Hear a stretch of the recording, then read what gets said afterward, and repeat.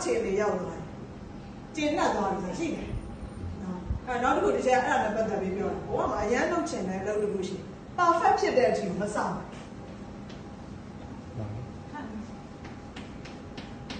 perfect ဖြစ်တဲ့အချိန်စောင့်နေအောင်လို့ဘာလို့လဲစောင့်နေ perfect ဆိုတဲ့အချိန်တွေကဘာဖြစ်လဲ perfect ဆိုတဲ့နေရာမှာဖြစ်လာတယ်ရှိတယ်နောက်လည်း professional ဆိုတော့ထွက်လာမှာမဟုတ်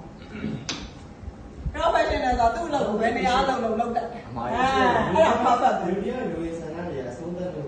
မှန်တယ်ဒါ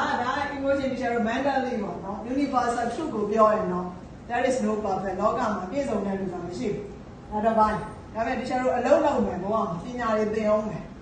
နော်လူတယောက်မှာတစ်ချိန်မကအကြောင်းအရာတစ်ခုမကအောင်မြင်နိုင်အဲ့တော့ perfect ဖြစ်ဖို့ပါလုံရင်းနိုင်